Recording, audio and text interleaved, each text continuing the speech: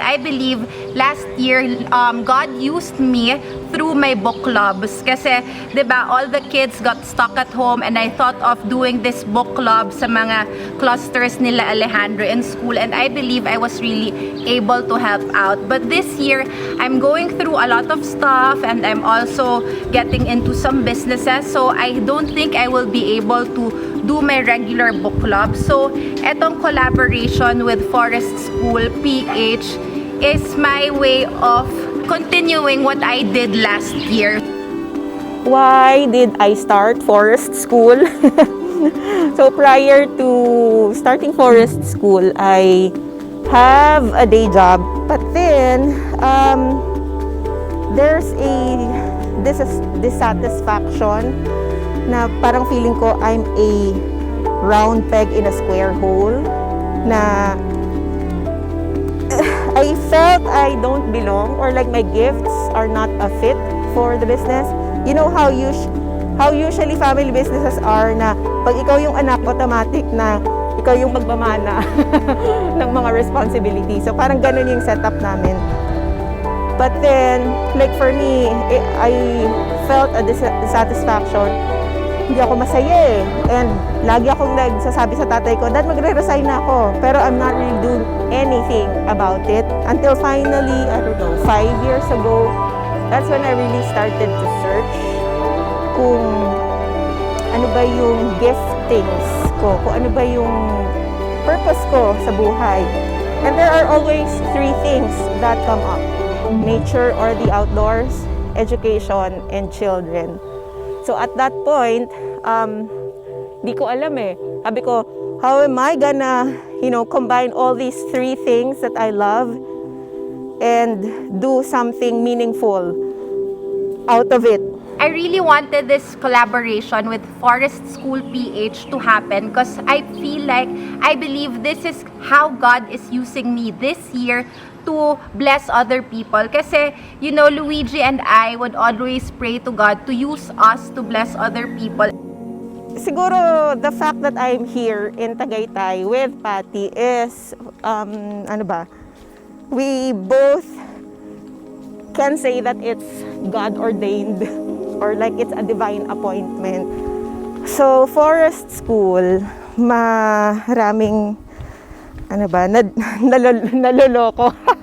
It's a misconception kasi technically when we say forest school, it doesn't happen all the time in a forest. Tapos yung school, it's not a school in the sense na there's teacher na may tinuturuan ng mga bata. Ganon. But to have a, working definition or simpleng explanation para maintindihan ng mga tao. It's an approach to learning that takes place outdoors in nature. Doesn't necessarily have to be in a forest. Kahit sa dagat yan or sa bundok or sa sapa. Basta sa nature. Then, it can take place there. And we provide children with opportunities that will help them develop holistically. So, hindi academics yung focus, but the child as a whole. So, yung physical development niya, yung linguistics, language, communication, intellectual, emotional, spiritual, social skills. Those are the areas that we focus on. And the most important part there is that we support yung craving nila to take risks. I think that's what sets Forest School apart from the other modes of learning. So we allow the child to take charge also of their learning. In the sense na kung ano yung gusto nilang matutunan for today, then that's our lesson. Wala kaming lesson plan. Ang lesson plan is what the child is interested in discovering or exploring in a day. Yeah, so that's child-led. And the mode of learning or teaching for the kids is through play. Laro-laro lang. I think marami na ring mga, pedagogies na nagsusupport ng play like Montessori, Reggio Emilia. So, yeah, play as a form of learning is not something new. Medyo established na rin yung research about that. Yun nga lang, syempre parang tayo nakagisnan natin traditional way of education pa rin.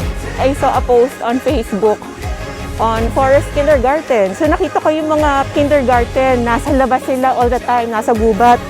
And they are using knives as, you know, part of their learning. Sabi ko, something clicked. And parang may light bulb moment na sabi ko, ito na yon. Parang this is what I want to do. So I searched about forest school.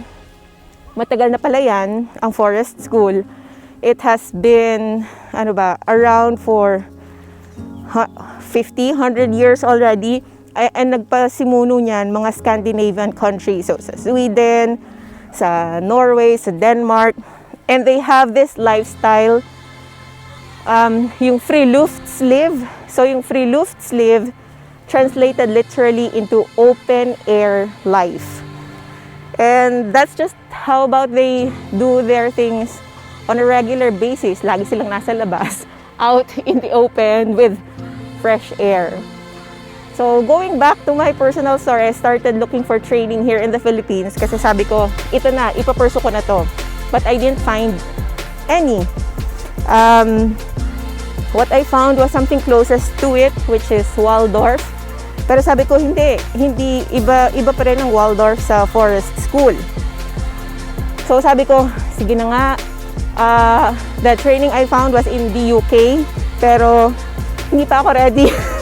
Hindi pa ako ready pumunta sa UK. I'm like, paano kung pupunta ako doon? Tapos hindi naman pala siya sa akin. So I was looking for something na minimal investment, pero something that will let me know if this is something that I really want. The closest I found was in Singapore. I reached out to the coach, the founder of Forest School Singapore, and he welcomed me. So I visited there for 2 days lang naman, wherein I observed. Sabi ko, pupunta ako dyan just to check if it's something for me, if yung forest school talaga, that's the thing that I want. So the first day I went there, I saw how they run the forest school sessions, and boom, confirmed. This is what I want to do for my life. I visited the website of where he got his training from. Buti na lang they offer an online course. So I took the online course and I got certified last year during the pandemic, and now we're doing the forest school here in the Philippines. You know, I've encountered a lot of challenges, problems, pero parang when you know your why, it grounds you, it encourages you, it motivates you to keep on going kahit na marami kang mga na-encounter na challenges.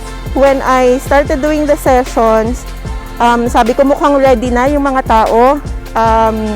I think a year of being cooped up in their houses, they really need a breather. I reached out to friends, and then I even mentioned it in, in an Instagram post or in a document that I sent out to the parents. And I was ready to go back to Ilocos that time. Tapos meron pang isang university sa Tarlac na nag-reach out sa akin. Sabi niya, gusto mo bang mag-branch out dito sa Tarlac? So I thought na, okay, maybe Cavite is closing its doors on me. Sige, Tarlac ako or Ilocos, wherever the opportunities open. But then, si Patty, matagal na kayo nag-Instagram niyan eh. She sent me a message offering her place. So sabi ko, wow, mukhang mag-stay muna ako sa Tagaytay for a while. So I met with her last week until, ayan, nandito na tayo, mag-open na tayo ng session sa Tagaytay. Thank you so much, Sharon, for deciding to partner up with me, and I'm looking forward to the kids that we will be meeting here in our house. See you guys!